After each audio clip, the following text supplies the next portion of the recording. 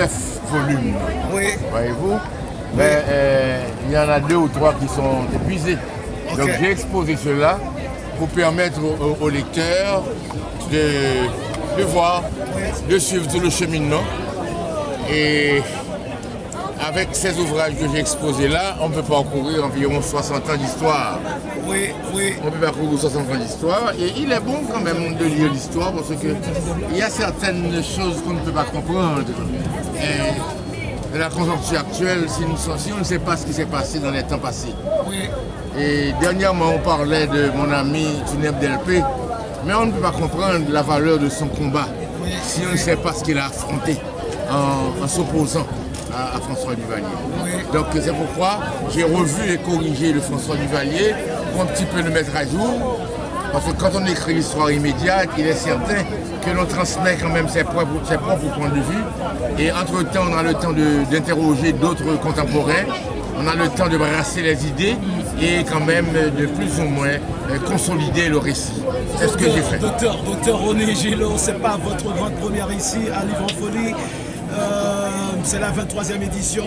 Donc comment est-ce que vous avez trouvé l'accueil depuis ce matin? Parce que votre présence a été marquée depuis 10 heures, je crois. Comment est-ce que vous trouvez l'accueil, M. René?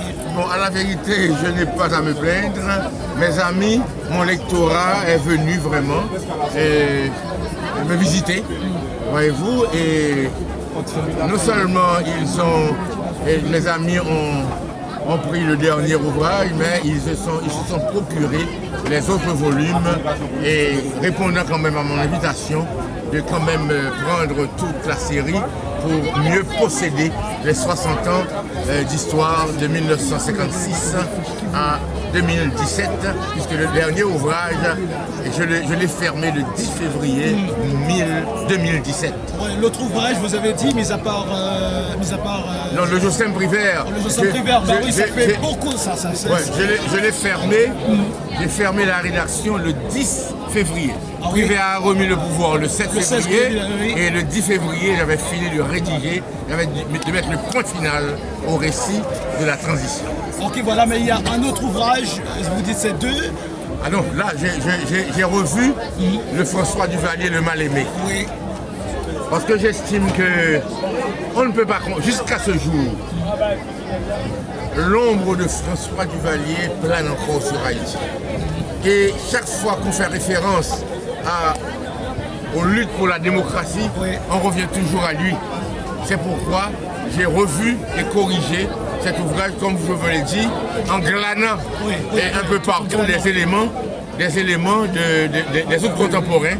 Parce que moi, je n'ai pas vécu tous les événements. Il y a d'autres qui ont vécu d'autres événements auxquels je n'ai pas assisté, d'autres faits auxquels je n'ai pas assisté et qui ont eu quand même le plaisir de m'ouvrir leur bibliothèque ou leur mémoire.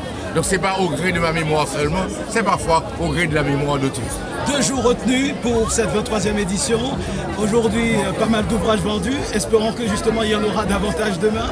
Bon, oui, nous espérons, nous souhaitons même. Oui, parce que c'est de l'actualité, votre ouvrage. C'est de l'actualité. C'est de l'actualité à chaud. Ben oui. À chaud. À chaud. Merci beaucoup à vous, M. René. Et merci à vous. Et je vous dis demain, je serai là. À demain. À demain, je vous attends demain. D'accord, merci beaucoup. Alors demain, vous prendrez votre exemplaire. Hein, oui, évidemment. Bien. Merci, parce que j'ai déjà pris. Monsieur Prosper était déjà à l'émission. Oui. Il m'a déjà remis ce petit. Ah oui, son ouvrage sur le 26 novembre. Évidemment. Oui, d'accord. Merci beaucoup à vous, hein, et bonne chance encore. Merci beaucoup. D'accord.